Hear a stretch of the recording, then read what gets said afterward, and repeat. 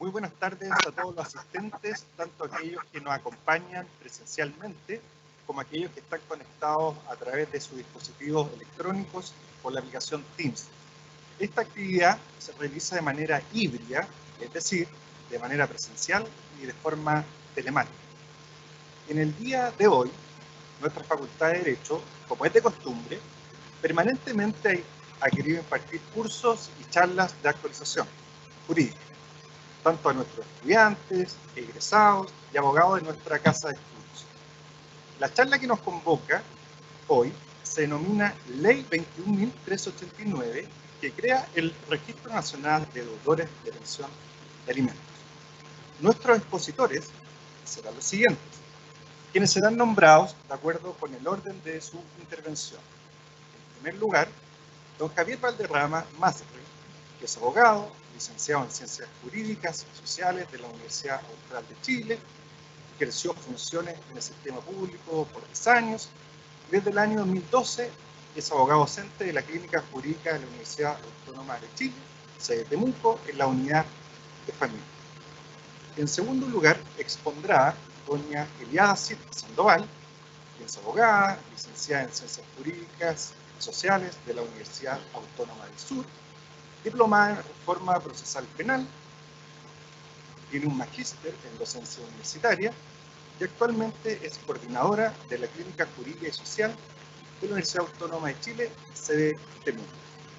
Finalmente, nos acompaña doña Tania Zurita Riquelme, que es abogada, egresada de la Universidad de Concepción, actualmente es jueza de familia de Temuco y a su vez es docente de la asignatura de procedimientos especiales orales en nuestra carrera.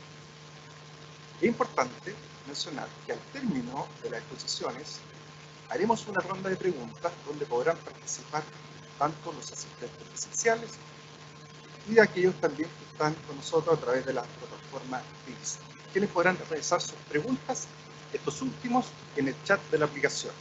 Bueno, comenzaremos con la primera intervención, que está a cargo del profesor Javier Valderrama.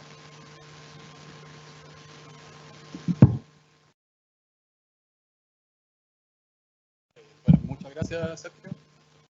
Buenos días a todos los presentes y los, ¿cómo se llaman los que no están presentes, pero tampoco no están? los presentes de los telemáticos.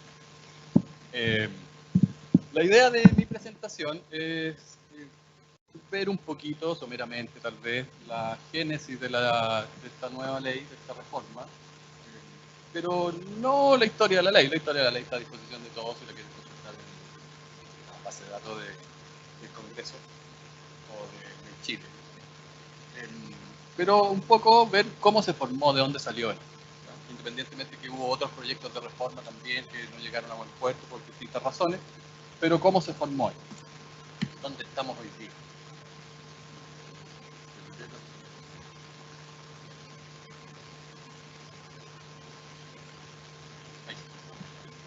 Ya, ¿dónde estamos o dónde estábamos hasta esta nueva ley de reforma? ¿Qué es lo que sabíamos? ¿Qué es lo que pasaba? ¿Cuál es la realidad nacional respecto del pago de las pensiones de alimentos?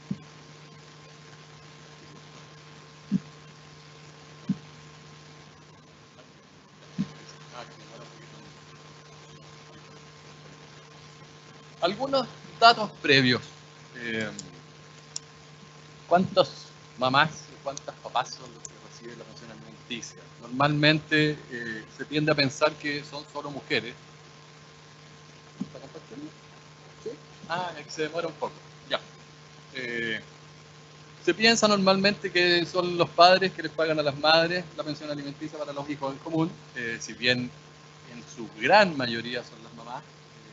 Aquí podemos ver en la lámina que también hay una proporción de padres, 9-1 aproximadamente, hay otro porcentaje, 82% las madres, en realidad las mujeres, pueden ser otro tipo de personas, pero esencialmente casi todas madres, y un 12% padres que están a cargo de sus niños y que reciben la pensión alimenticia de parte de las madres.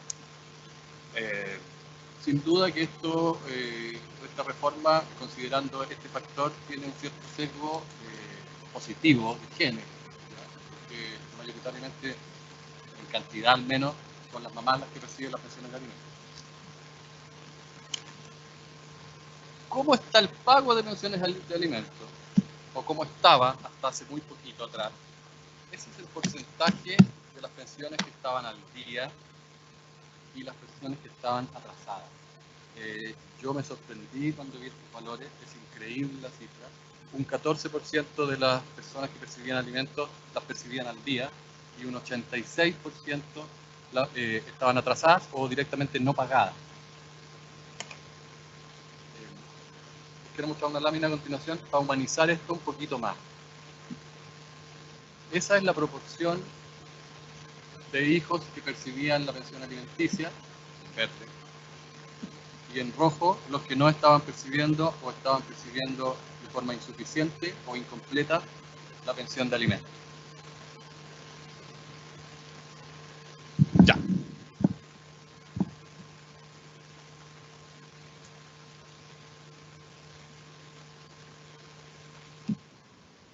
¿Qué se puede hacer para que los alimentos se paguen? ¿O qué se podía hacer hasta la reforma para que los alimentos se pagaran? Es algo relativamente, o más bien de sobra conocido, yo creo, por todos ustedes. Puede ser un pequeño recordatorio simplemente. Estas eran las posibilidades, o la mayoría de las posibilidades que se tenían para cobrar, ¿ya? La orden de arresto, el arraigo, la suspensión de la licencia, la retención de impuestos, la retención por el empleador, el nunca bien ponderado, juicio ejecutivo, y algunas otras fórmulas un poquito más indirectas, como la acción pauliana o la solidaridad respecto de terceros que impedían el pago o que dificultaban el pago. Y la gran novedad que se produjo el año 2020 fue la fórmula, bueno, que vino junto con la posibilidad de retirar el 10% de las AFP, y junto con esto se habilitó la posibilidad de que de ese 10% que se retiraba se retuviera para el pago de alimentos adeudados. ¿Qué pasó con todo esto? Algunas cifras. El efecto 10%. Esto fue lo que pasó entre el 2019 y el 2020. El 2019, según datos del propio Poder Judicial, se habían dictado resoluciones para retención de dinero 17.592 el año 2019. Y el año 2020, producto principalmente de la posibilidad de retener fondos del retiro de las AFP, subió a 323.000 y fracción, lo que ven ahí en la lámina. Ojo, el retiro del primer 10% empezó en julio del 2020, es decir, esta cifra que se disparó es solo del segundo semestre del año 2020. Esto ya, si bien no existen estadísticas demasiado exactas respecto de cómo están los pagos, ya van a existir, según la misma reforma y según como lo van a explicar las profesoras a continuación. Existen algunas fórmulas para que los mismos tribunales lleven este cálculo, que va a ser bastante más exacto probablemente.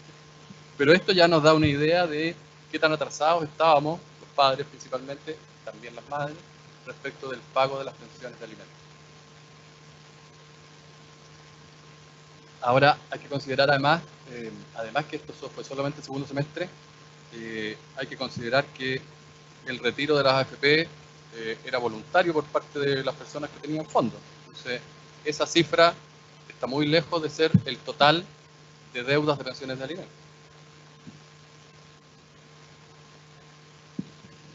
¿Cuánto dinero o cuántas solicitudes de retención recibieron las AFP? Como pueden ver en la lámina, esto está hasta noviembre, que está informado por la Superintendencia de Pensiones.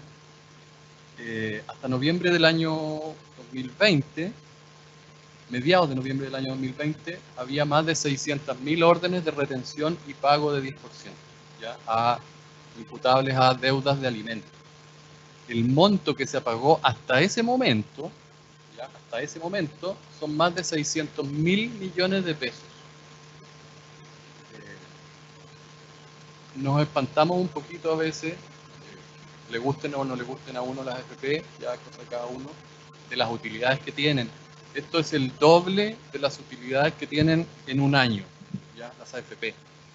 Es equivalente a más de 1.700.000 y tantos mil sueldos mínimos, ¿ya?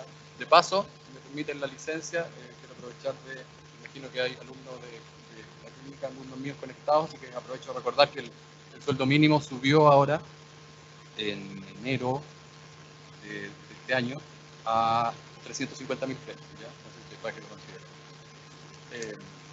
Más de 1.700.000 sueldos mínimos. Esto es una cifra increíble, son cifras que cuesta a nivel humano procesar. A mí al menos me cuesta un poco, ¿no? Son tan grandes que cuesta aterrizarlas un poco.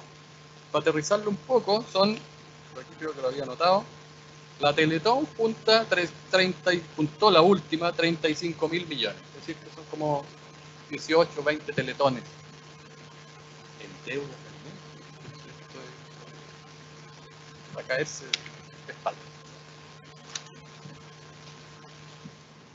Son 35 puentes Trencaicay. 36, perdón.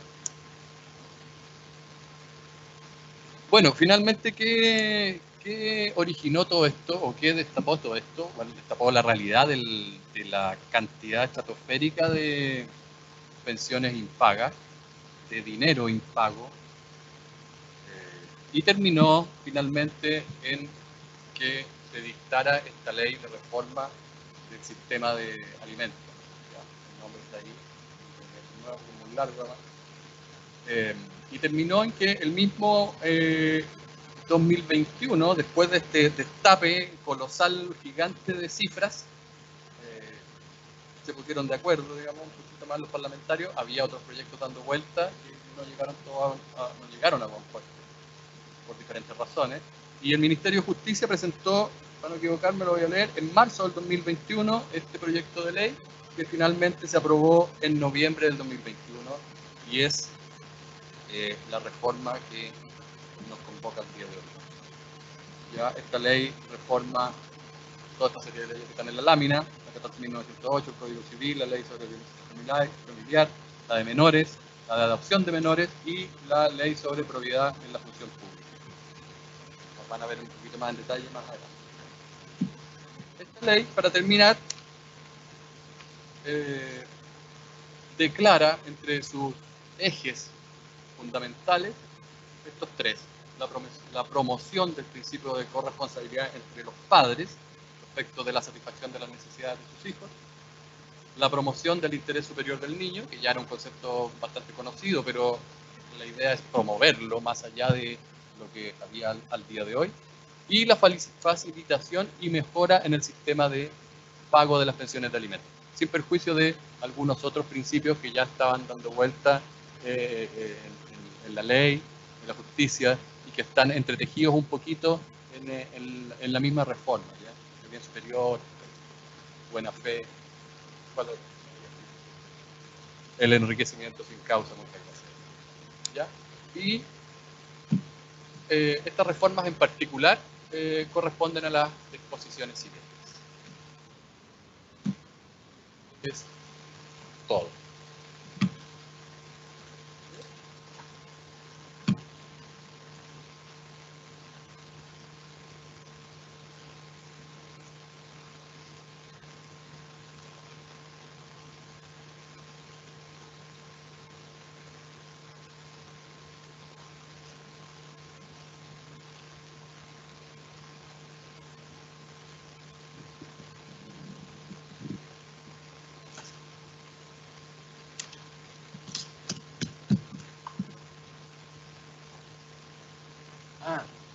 Ya, ok, sí.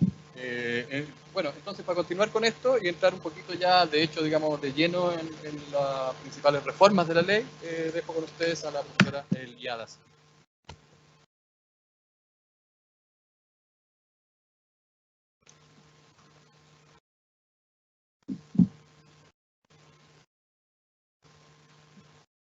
Bien, muchas gracias, Javier.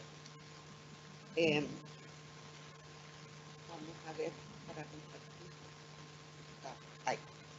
Bueno, el profesor Javier comentó la historia de la ley en su en su conjunto propiamente tal, pero mi exposición va a estar radicada más en las principales reformas que se estableció en la ley 21.389 a la ley 14.908, pensando también en nuestros alumnos de clínica jurídica y también en los futuros egresados que van a dar el examen de grado. Así que la contextualización de mi PPT es bastante distinto al del profesor Javier. Y también a su vez hacer una pincelada propiamente tal del Registro Nacional de Deudores de Pensiones de Alimentos para que nuestra profesora, la señora Tania Zurita, pueda, digamos, extenderse en la materia propiamente tal. Vamos a empezar. Como todos somos abogados y futuros abogados, quise comenzar primeramente con la lámina de la obligación que tiene el abogado para presentar una demanda donde tiene que forzosamente establecer un medio electrónico de comunicación actualizado en este caso, de su representado, incluso antes de la renuncia al patrocinio y poder, so pena de tener una multa bastante onerosa si no cumplimos esa obligación.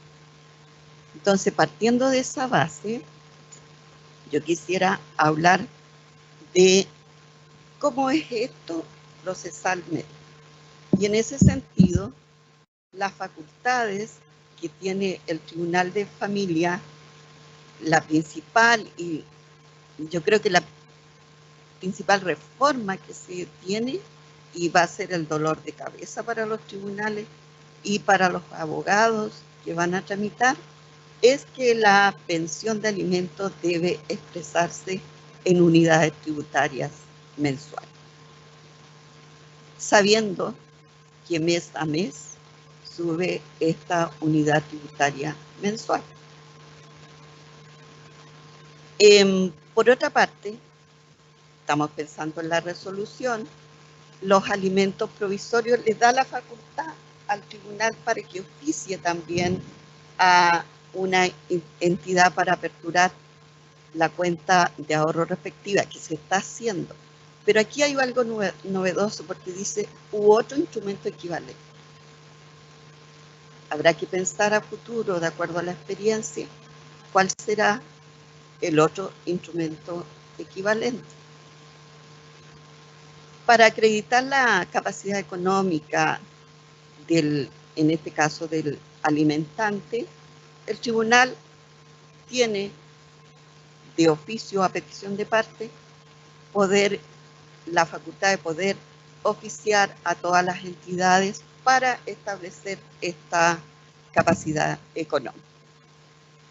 Y también está la facultad del alimentario, cuando ve que el patrimonio está desmejorado frente a su pensión de alimentos, poder, digamos, rescindir de estos actos y contratos, que ahí estamos presentes en la acción pauliana, y va una variedad de tipos de contratos gratuitos, contratos simulados, contratos onerosos, que también lo puede hacer valer y tiene un plazo de prescripción, y ese plazo de prescripción son de 3 años y la solicitud que va a tener que hacer la parte se tramita como un incidente.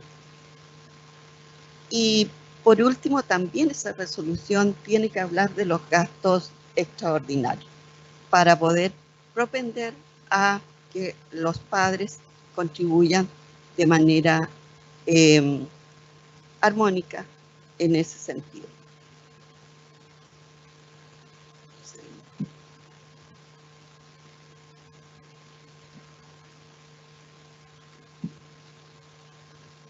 ¿Por qué no avanza? No va a avanzar.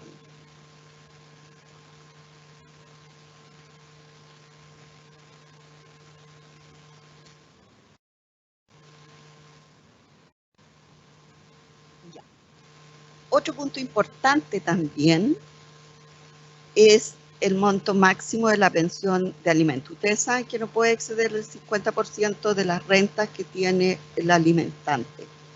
Pero hay dos particularidades.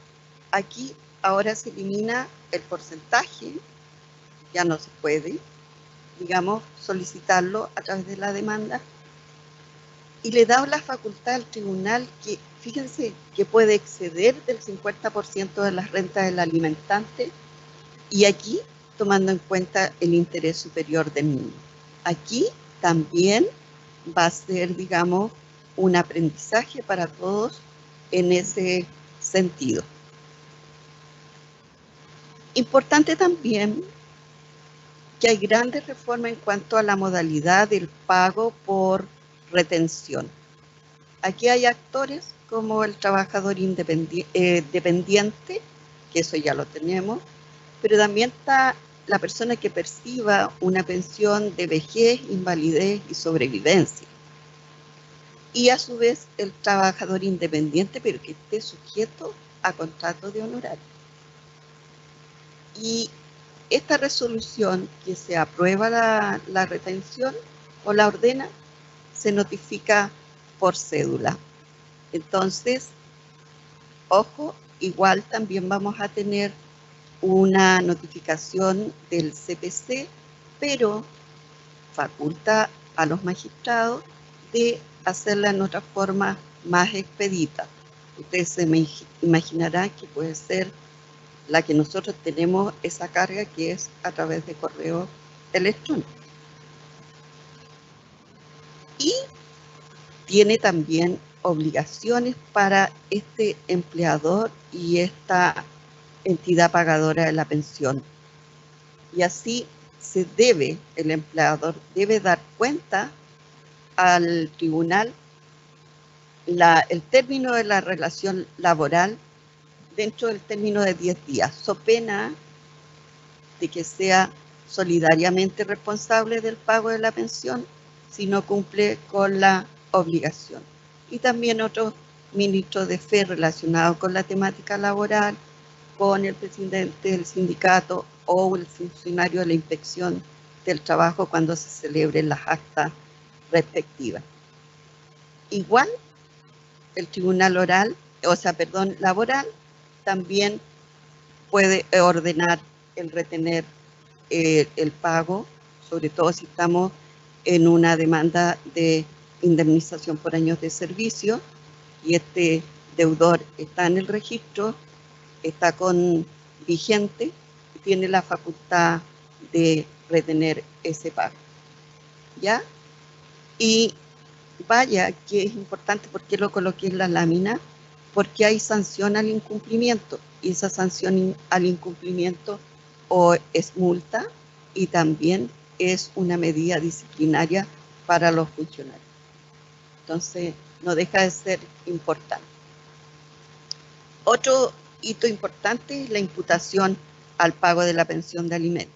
Ya sabemos que el artículo 9, inciso primero, eliminó que el magistrado tenga la facultad de imputar o aprobar al pago de la pensión de alimentos los gastos útiles o extraordinarios.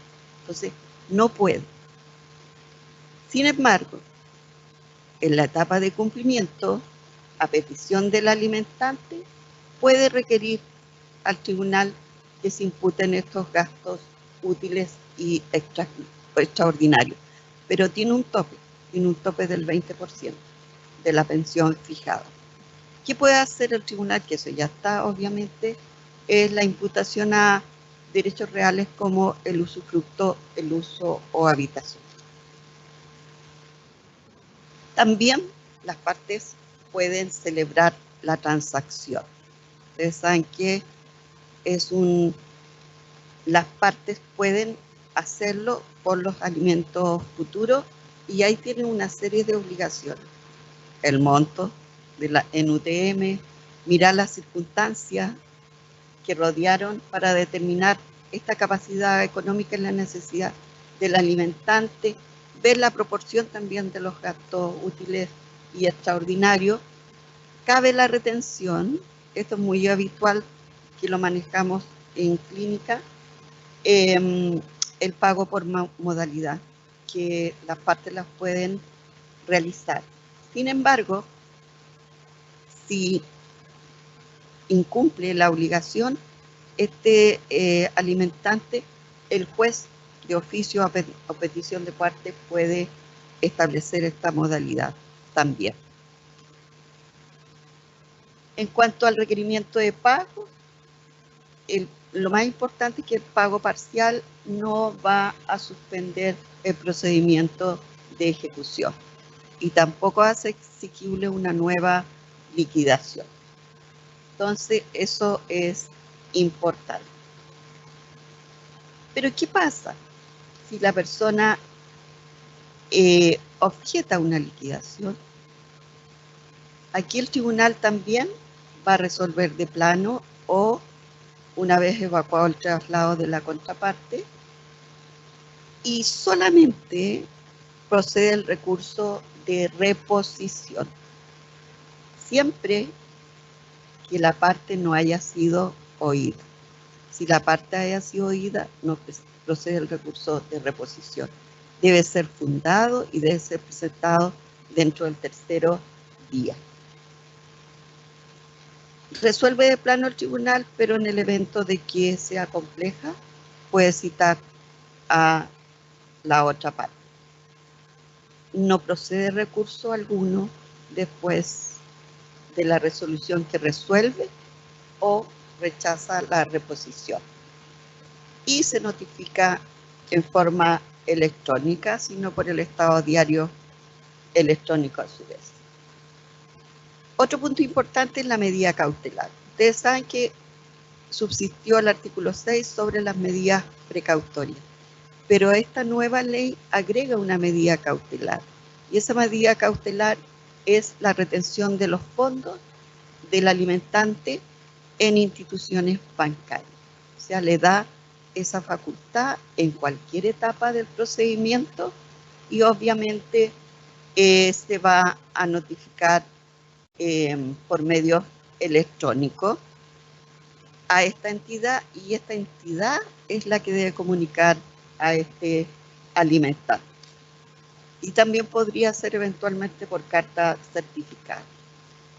Otra reforma es que el arresto nocturno, ahora los tribunales tienen una facultad, que es otorgar a la policía la facultad de allanar y de cerrajar el domicilio del alimentante. Eso no estaba. Entonces, tiene esa facultad y además tiene la facultad de investigar el paradero de este alimentante. Obviamente, si no se cumple, lo va a incorporar al registro y lo declara rebelde. Se mantiene la orden de arraigo y se mantiene también la suspensión de los apremios cuando no tiene los medios necesarios en caso de enfermedad. Los alimentos adeudados están en un interés corriente. La prescripción aquí, bueno, todos lo saben, la acción ejecutiva 3 más 2 en ordinario, pero aquí viene lo importante, que se computa desde que el alimentario o alimentaria cumpla 18 años de edad. Entonces es importante. Otra cosa importante es la acción de reembolso contra el alimentante cuando éste haya pagado y no tenga la obligación de hacerlo, o si tiene la obligación de hacerlo, que exceda de la cantidad. Y ahí hay una particularidad, que si el tribunal detecta que otras personas tienen derecho a esta acción de reembolso, va a tener que comunicarle que existe este derecho y tiene que accionar dentro del término de emplazamiento, so pena de que caduque su derecho. El juez competente es familia y lo va a tener que hacer a través de una demanda. ¿Ya? Entonces, es importante. Dentro del término de emplazamiento, ¿cuál será? Les voy a dar como una pincelada del Registro Nacional de Deudores de Pensiones de Alimentos, para que ya de lleno pasarle el pase a la profesora Tania. Y en ese sentido, decirle que es electrónico y está a cargo del Servicio de Registro Civil. Va a tener un reglamento, ese se va a dictar 6 meses contados desde la publicación de esta nueva ley, que es de noviembre 2021. Obviamente su contenido son las personas que están obligadas a la pensión de alimentos y tienen que tener a lo menos 3 mensualidades consecutivas o 5 que estén en forma discontinua. ¿Y cuál va a ser la función del servicio? Realizar las inscripciones o modificaciones y las cancelaciones y entregar la certificación correspondiente a las entidades que se requieren. La inscripción se hace mensualmente y la cancelación es de perogrullo, que es cuando el alimentante ha pagado la totalidad de la deuda. Sin embargo, las partes, el alimentante, porque aquí no son las partes, que puede solicitar un acuerdo de las pensiones adeudadas. O sea, el titular es el alimentante, se tramita en forma incidental, se cita a audiencia especial, el tribunal puede modificar este acuerdo y lo tiene que aprobar, si así conforme a derecho sea. Por lo tanto, comunica al servicio y cancela esta inscripción en el registro. Se requiere, por supuesto, el consentimiento del alimentario, puede dividirse en cuotas, pero aquí hay una cosa bien particular, que si está en cuota y si este alimentante incumple una sola cuota, procede la cláusula de aceleración. Por lo tanto, se debe cumplir el total de lo adeudado. Y si no comparece, el tribunal dentro del término del mes obviamente va a estar sancionado, y si comparece puede proponer un nuevo acuerdo. ¿Quiénes están obligados a revisar y retener? Bueno, obviamente las instituciones bancarias y financieras, conservador de bienes raíces en caso de una inscripción de hipoteca que refiere a un crédito en dinero que se le haya dado al alimentante, que el servicio, cuando hablo de servicio, el servicio civil de identificación con las prendas sin desplazamiento, tesorería, que eso por la devolución del impuesto a la renta, que eso está, órganos de la administración del Estado cuando da los subsidios, los beneficios económicos, pero hay una sola excepción: personas y familias vulnerables socioeconómicamente y los que están percibiendo cesantía.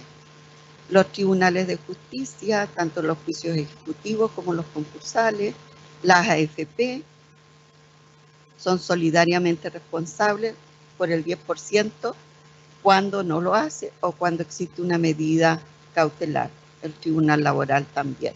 Las penas siempre son las mismas: multa o responsabilidad disciplinaria en caso que sea un funcionario.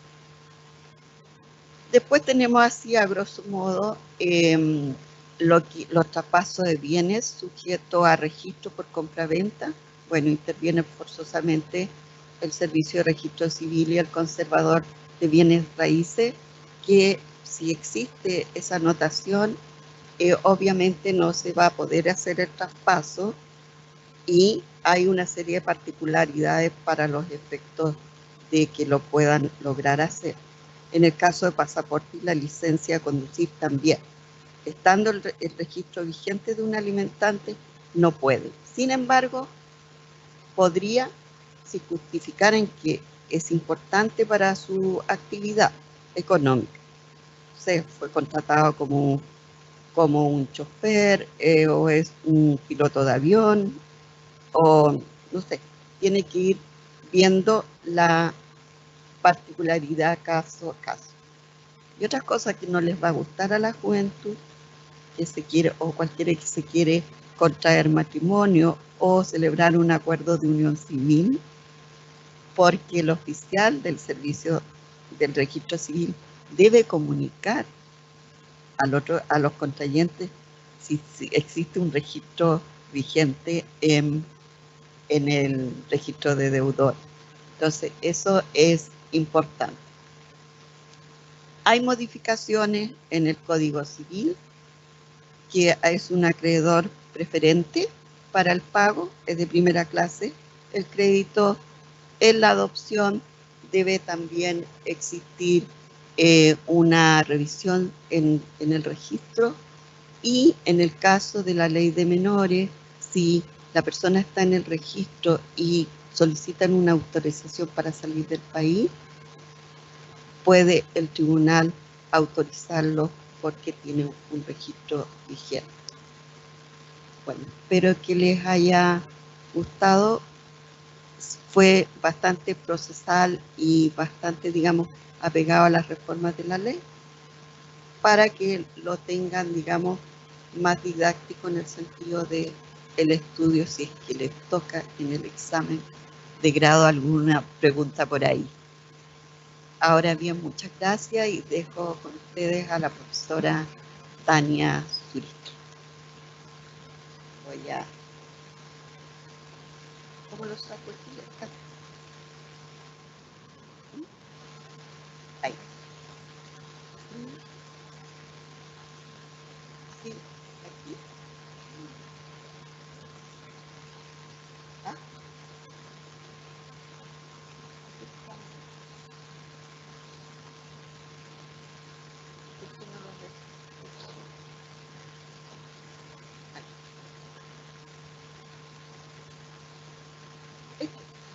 Ah, vamos.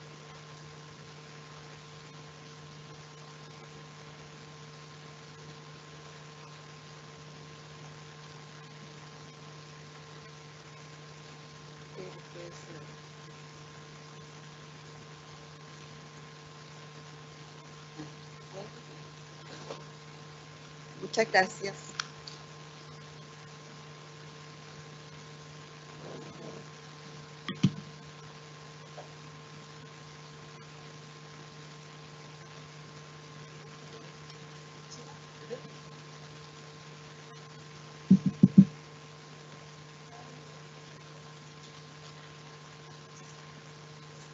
Este es, y está, perdón.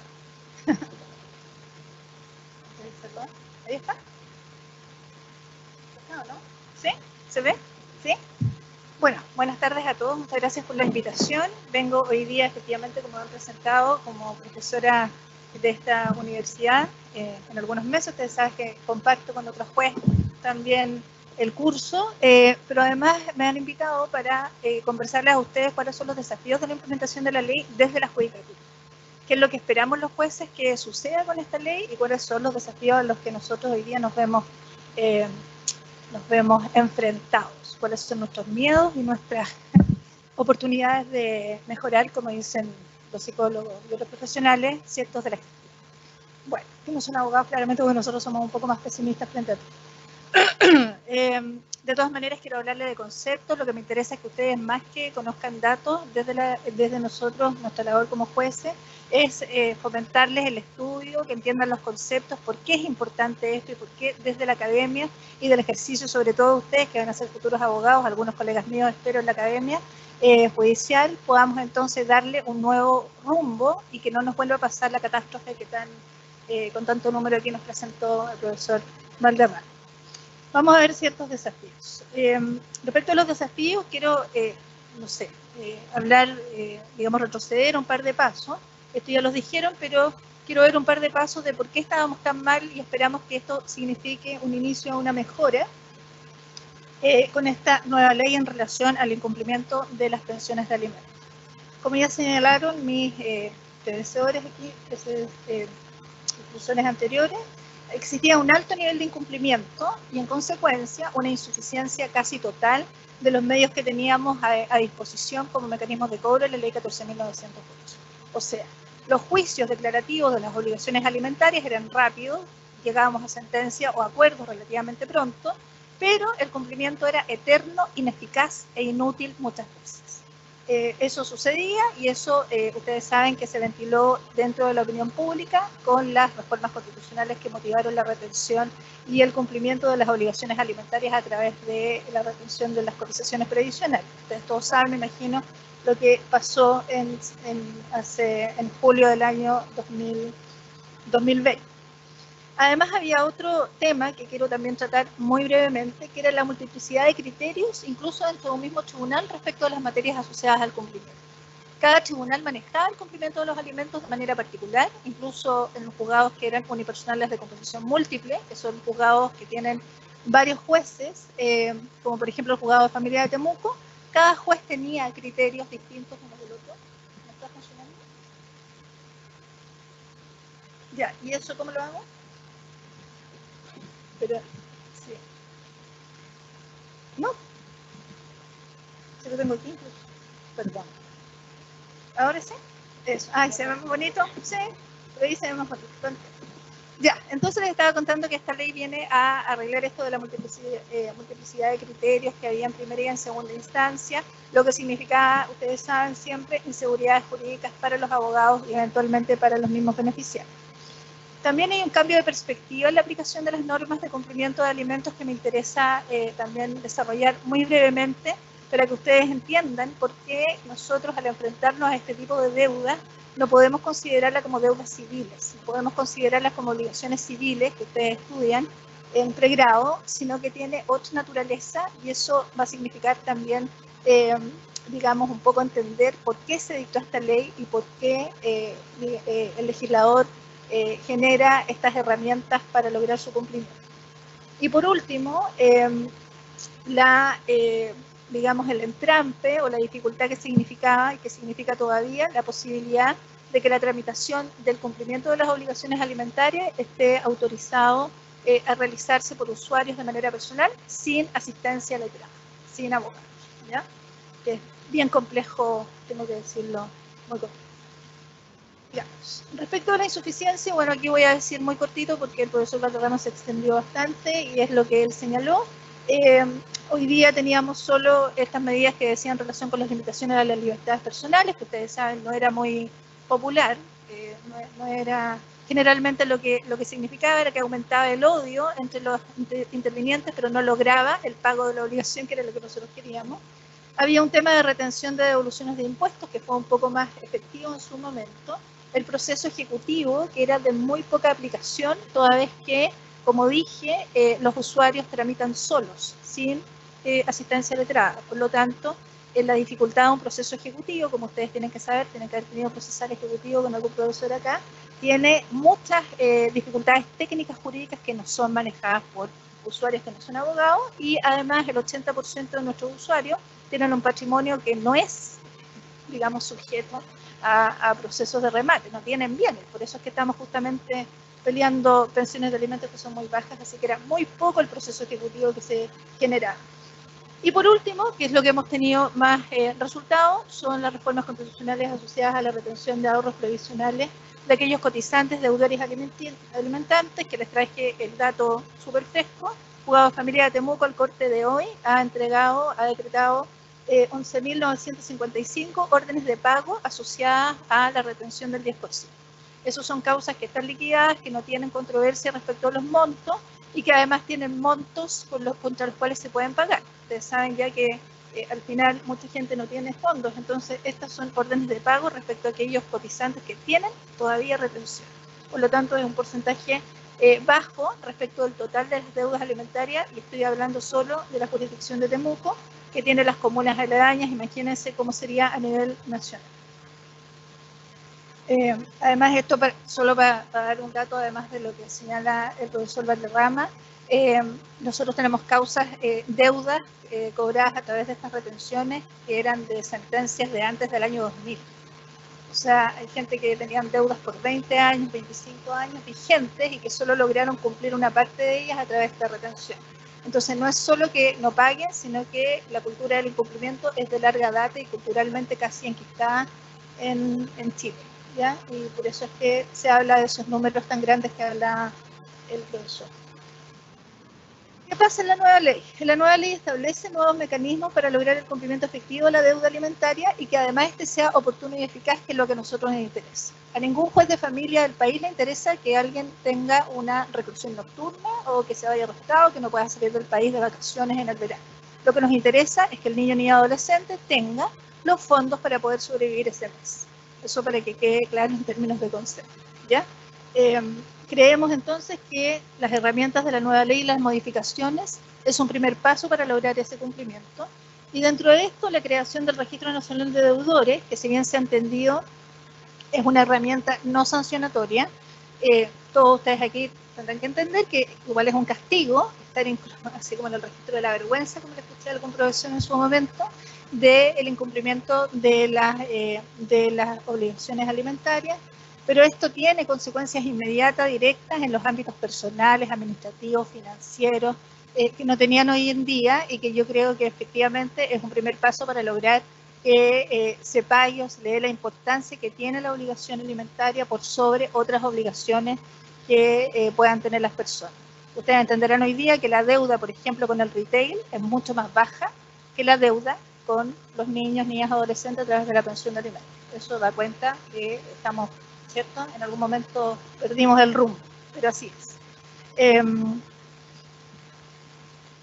La ventaja de la unificación de criterios, como segundo punto en relación a una de las mejoras y desafíos que presenta esta ley, dice relación a que esta ley viene a solucionar, como señaló la profesora Eliada, muchas cuestiones que estaban debatiéndose ya jurisdiccionalmente en primera y en segunda instancia, que significaban criterios distintos y que lo que hacía en definitiva era enlentecer los procesos, ¿cierto?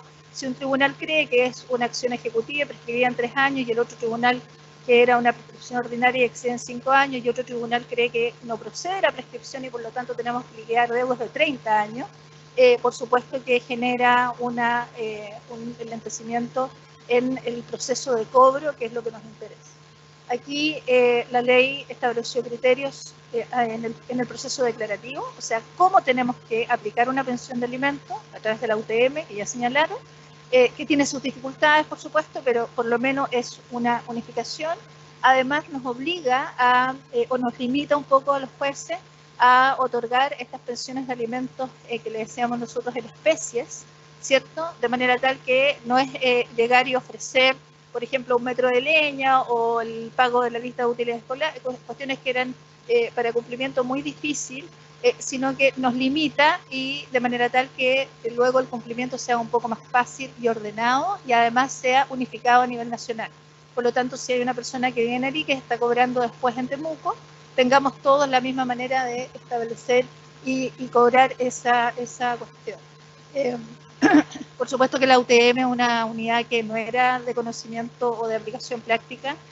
Se busca el valor en el Servicio de Impuestos Internos, en la página del servicio, cambia mensualmente y sí va a ser una complicación porque nuestros usuarios, como he dicho y repetido, en cumplimiento no tienen asesoría legal letrada y por lo tanto hacerlos entender que este mes va a tener que pagar 54.000, no sé cuánto está, 300 aproximadamente, y el otro mes 54.800, ya es una complicación.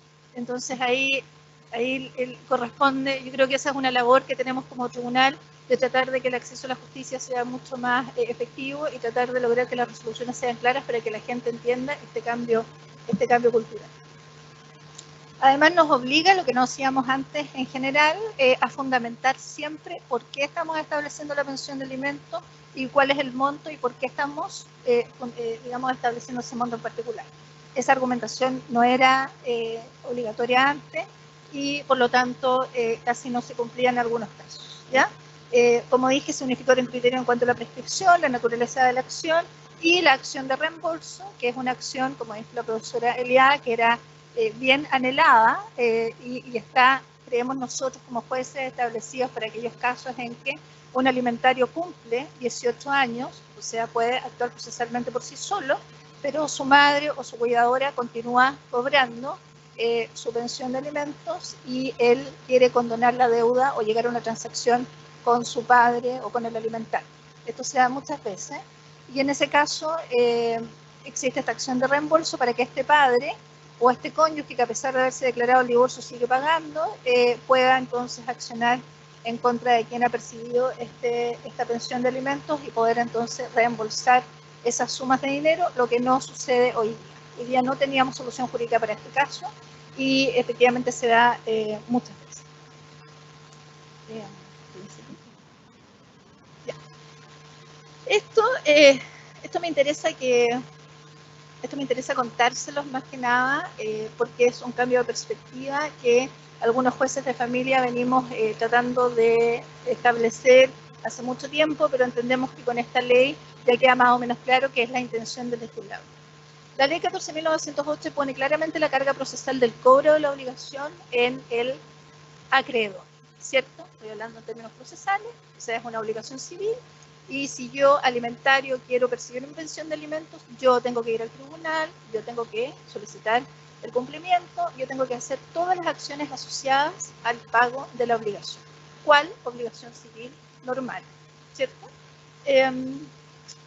Por lo tanto, en los tribunales de familia hace un tiempo se empezó a establecer el criterio de que en realidad esta no era una obligación civil, igual que las otras, tiene otra naturaleza, y si bien es discutible que sea un derecho fundamental, ¿cierto? Sí puede, digamos de manera muy somera, decirse que está al menos ligado a los derechos fundamentales del niño, niña, adolescente y de las mujeres cuidadoras de esos niños, niñas, adolescentes. Les traje el argumento jurídico para que no crean que es un activismo jurídico. Así que aquí está el artículo 27, número 4 de la Convención, señala expresamente que los Estados partes tomarán todas las medidas apropiadas para asegurar el pago de la pensión de alimentos por parte de los padres u otras personas que tengan la responsabilidad financiera por el niño. Y hay una recomendación general, que es la recomendación quinta del comité, que habla entonces de la efectivización de la tutela de los derechos del niño. Por lo tanto, con solo esta consideración, podemos entender que la obligación alimentaria es en realidad un derecho del niño y un derecho constitucional, y en definitiva entonces el tribunal es un cogarante asociado a la convención y por lo tanto tenemos que tener proactividad en el cumplimiento de la obligación y no ser la madre o el cuidador quien tenga esa carga procesal o física, en definitiva como era antes, de tener que andar persiguiendo al deudor para que le pague, ¿cierto? Que es lo que haría una obligación civil. Además, respecto a la madre cuidadora, la CEDAW ha fomentado respecto a los estados contratantes que se tomen todas las medidas que enfrenten a o que impida o que haga cesar, digamos, toda discriminación contra la mujer. Y dentro de esto está el derecho a la igualdad en la repartición de las obligaciones familiares, ¿cierto? Una de las grandes fuentes de la discriminación contra la mujer dice relación con el tema del rol de cuidador que se le asigna solo por el hecho de ser mujer. Por lo tanto, esta norma de la implementación de la 21.389 también supone un compromiso del Estado en ese sentido de alivianar la carga de la mujer cuidadora, en el sentido, vamos a ver por qué, tengo argumentos también, en el sentido de que se le permita entonces que sea el Estado, como garante de los derechos constitucionales del niño, niña, adolescente, quien tome esa responsabilidad. Esto como que lo hablo fuerte porque me interesa que el concepto quede y ustedes se motiven. Ya. ¿Qué pasa con la nueva ley? ¿Y por qué hablé de lo anterior? La nueva ley establece claramente un repudio legal a la cultura del incumplimiento que había en Chile. O sea, eso es lo que es. Por eso está este Registro Nacional de Deudores y por eso están otras modificaciones en leyes que no son la 14.908, pero que hace que no solamente sean los tribunales quienes tengan alguna injerencia en el cumplimiento de las obligaciones alimentarias, sino que instituciones administrativas derechamente.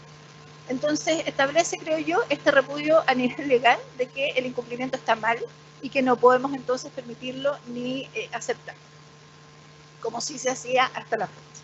Se manifiesta, por ejemplo, en la modificación de la ley 19.620 en cuanto a los solicitantes en materia de adopción.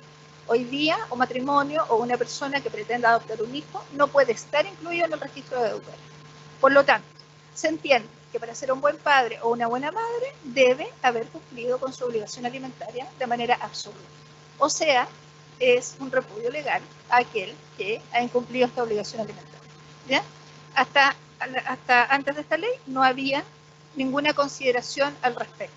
Solo una pequeña norma asociada al ejercicio del cuidado personal, que no le podíamos entregar cuidado personal a aquel padre que no hubiera aportado las obligaciones alimentarias durante el tiempo que estuviera con el padre no custodio, pero no era necesario, era siempre sujeto a la interpretación y de acuerdo a las otras normas.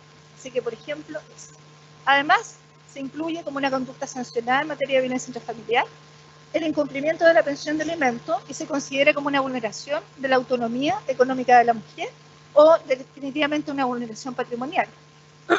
Por lo tanto, con la redacción de la modificación a la 20.066, que es la ley de violencia intrafamiliar, se entiende que el incumplimiento de obligación alimentaria es casi una violencia de género. Entonces ya estamos hablando, insisto, de que la naturaleza de la obligación alimentaria no es una obligación civil común, sino que ya estamos hablando de derechos fundamentales transgredidos respecto al niño y adolescente o de la mujer cuidadora. Por eso el cambio de perspectiva, no solamente de los jueces, sino que de los abogados que participen en el proceso, es que tenemos que considerar que cualquier acción que tomemos dice relación desde el interés tutelado, que es el derecho de alimentos respecto a un niño y adolescente. Lo que nosotros tenemos que hacer es lograr y tomar todas las acciones que correspondan para que ese niño obtenga el cumplimiento del derecho que ha sido declarado en un juicio.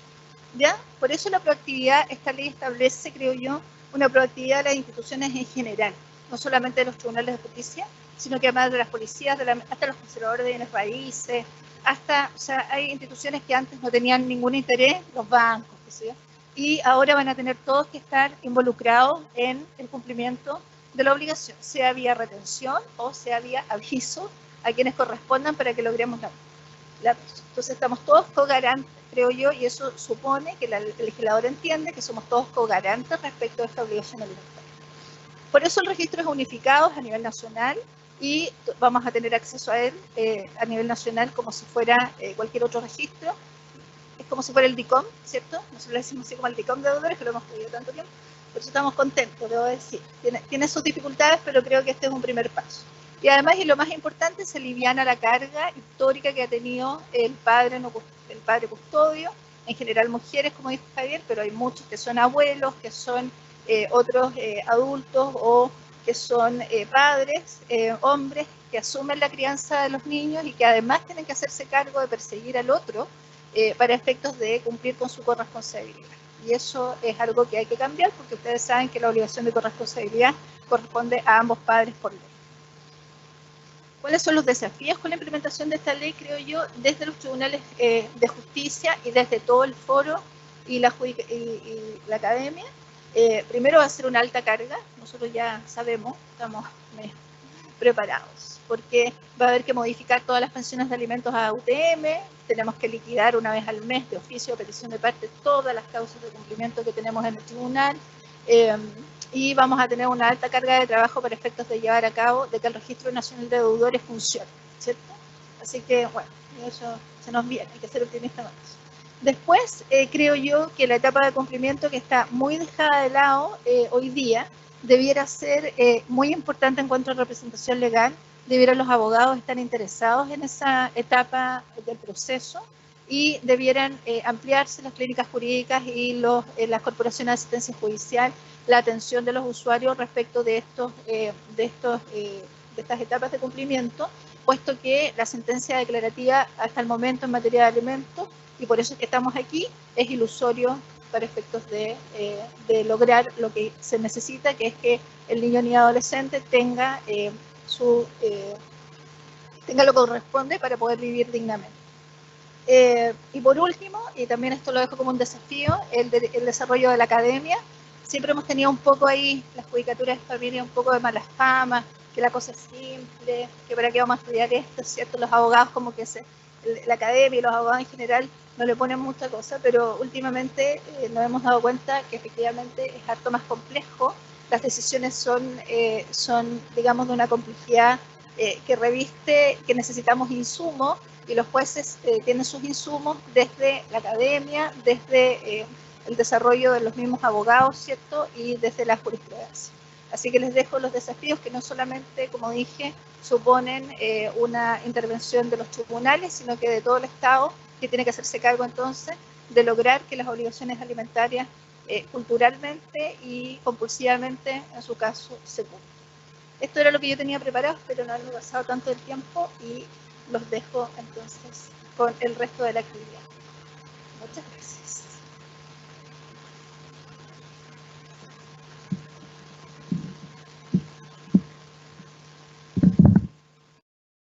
Bueno, muchas gracias a la maestra Tania Zurita por entregarnos su visión desde el punto de vista de la judicatura, que es muy interesante también para todos los asistentes a esta actividad.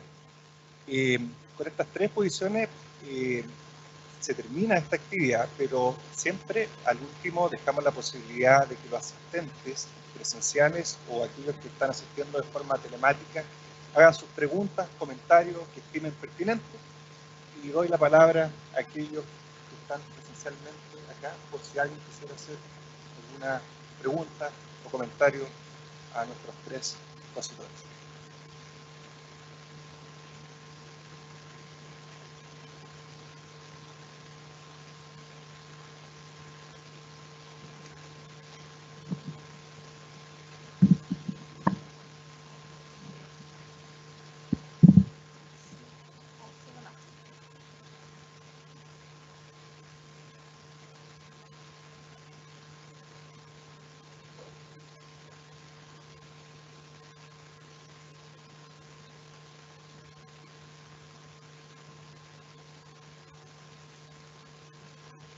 Sí, bueno, esa es una de las cuestiones que se va a ir desarrollando con la aplicación de la ley, pero hasta el momento, porque nosotros, yo te voy a decir, los jueces están contentos con que nos permitan ir más allá de la limitación, ¿ya? Pero creo yo que el concepto que hay que tener en la vista es la necesidad del alimentario. Hay niños, niñas y adolescentes que tienen necesidades especiales, que tienen un costo monetario superior a aquellos que pudieran no tener estas necesidades especiales. Generalmente necesidades de salud o de otro tipo. Yo creo que cuando la necesidad es especial y está establecido, nosotros podemos hacer valer por sobre lo que usted me señala, que es las facultades económicas del demandante para vivir dignamente y cumplir con sus necesidades. Podemos hacer prevalecer la necesidad, por ejemplo, de salud del niño o la necesidad de otro tipo. Pero me parece que, y como dice la ley, dice que tiene que ser excepcionalmente, tiene que ser fundado, y me parece que digamos, el argumento de fondo debiera ser la necesidad especial del alimentario que requiera un costo monetario superior de los padres. No a todo evento, de ninguna manera. Eso.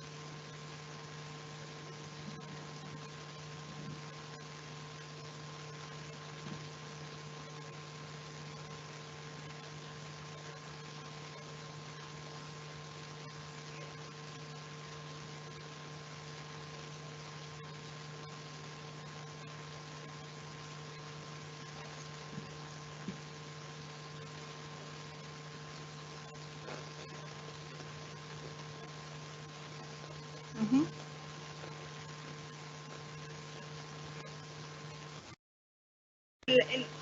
No, sí, se entiende la pregunta. A ver, la Judicatura de Familia, la Ley 19.1968, tenemos siempre que priorizar el interés superior del niño. El interés superior del niño, que tiene varias aristas, ustedes saben, una de ellas tiene el criterio de interpretación, ¿cierto? Cuando tú tienes dos derechos o dos derechos en definitiva en contraposición, el tribunal debiera decidir, así como el juez laboral tiene que decidir pro trabajador y el juez de garantía pro imputado, nosotros debiéramos decidir pro niño, ¿cierto? O sea, que la efectivización de los derechos del niño esté por sobre la efectivización de los derechos del resto de los intervinientes. Entonces a mí me parece que esa es una buena herramienta procesal para efectos de poder resolver respecto de esta situación.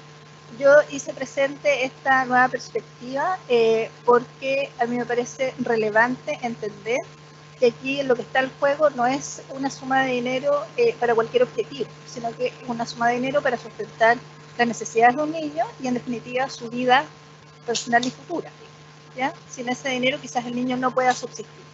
Entendiendo eso, y el interés superior del niño, me parece que con esa herramienta de interpretación los tribunales debiéramos poder decidir. Sobre todo en ese caso puntual y además en ese caso puntual que tú mencionas, que también ustedes saben que esto fue una reforma constitucional, porque los ahorros previsionales que tienen un rango constitucional, como están establecidos para ese objeto en particular, casi que lo que tú estás hablando está resuelto por la ley, ¿ya? O sea, ni siquiera es materia jurisdiccional. Si a mí me piden una retención del 10% para efecto de pago de obligación alimentaria, yo no podría decirle, sabe que no, porque ese ahorro previsional es para pensiones futuras, creo yo. ¿Ya? Eso.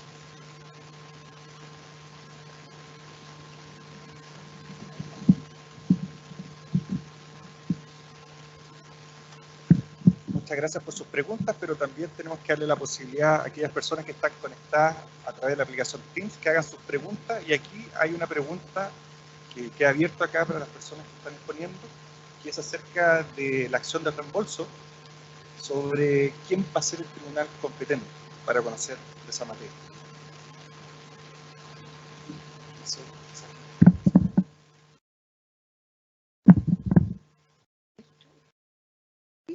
Bueno, en la exposición que se realizó, la acción de reembolso es el tribunal competente, el de familia. Él es el que tiene que dilucidar esa temática.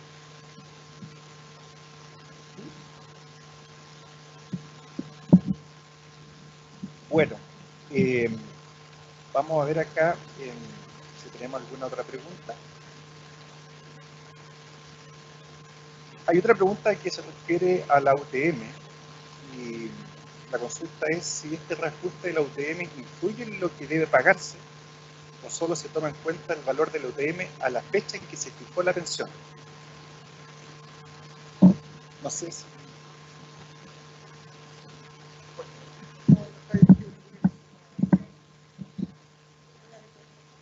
Para contestar alguna pregunta. Muchas gracias. Sospecho que no me van a hacer preguntas de mi presentación.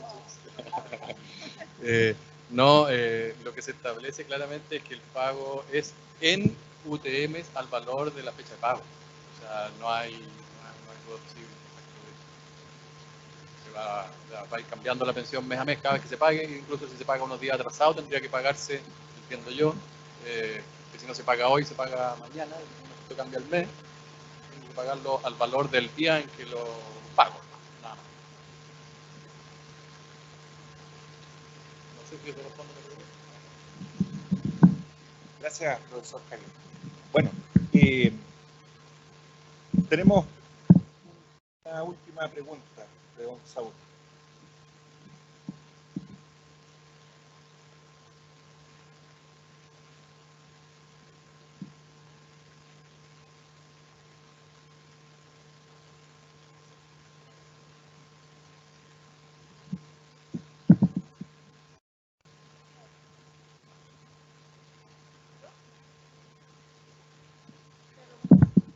Lo que pasa es, efectivo como tú dices, dice que son 3 o 5.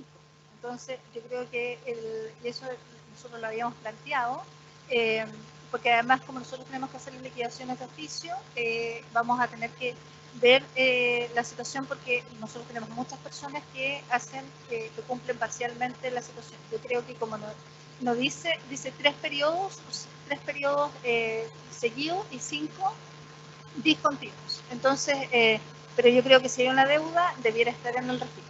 Entonces ahí vamos a tener que hacer alguna corrección. Porque a nosotros nos pasa mucho eso de que hay incumplimientos parciales. La gente paga lo que, vamos a decir, lo que puede, entendiendo que es de buena fe, no lo que quiere.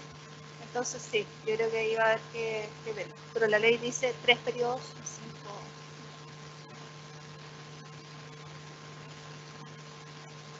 Sí.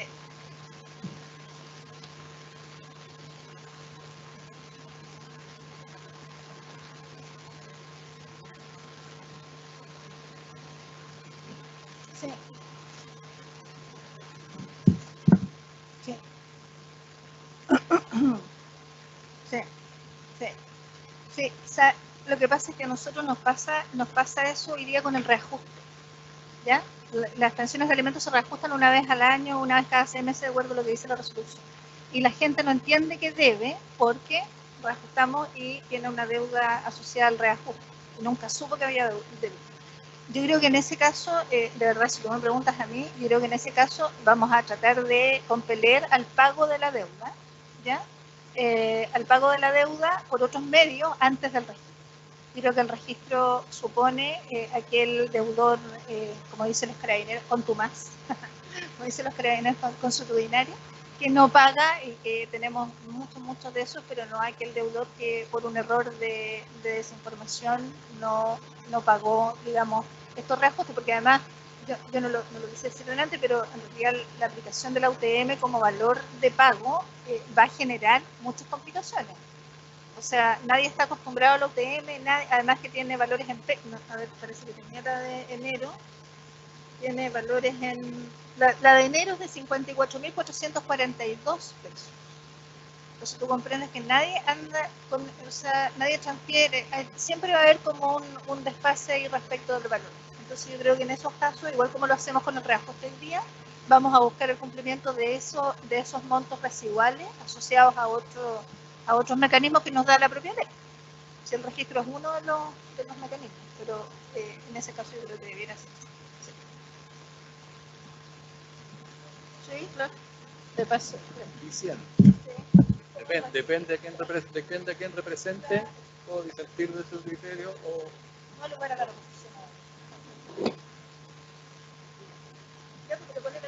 No, lo que pasa es que no quería entrar en la polémica ahora. Aquí, pero es que se lo hacen entretenido, ya, pues. ya, pues. Entonces, lo que pasa es que el incumplimiento, un pago no total, constituye para mí un incumplimiento. Entonces, si te faltan esos 2 pesos, o sea, podría incluso, o sea, puede llegar a ser un absurdo si lo quieres, pero por 2 pesos, 3 meses seguidos, podrías terminar en el registro, efectivamente.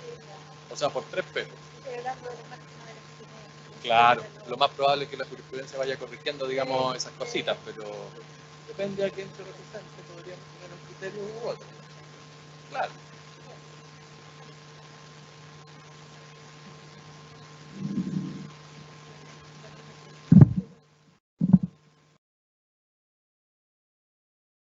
Bueno, con esta ronda de preguntas, y espero que hayan sido aclaradas y respondidas por nuestros expositores, vamos a dar término a esta actividad y aprovecho de dejarlos invitados para el día jueves 20 de enero en este mismo auditorio, Andrés Bello, y también a través de la plataforma Teams, a otra actividad, otra charla que se denomina Actualización Profesional, Ley 21.400, que regula el matrimonio entre personas del mismo sexo, que también está dirigido a estudiantes egresados y titulados de la universidad, de nuestra carrera, y va a exponer en esa oportunidad don Fernando Miñao Díez y el profesor Marcos Alfanto.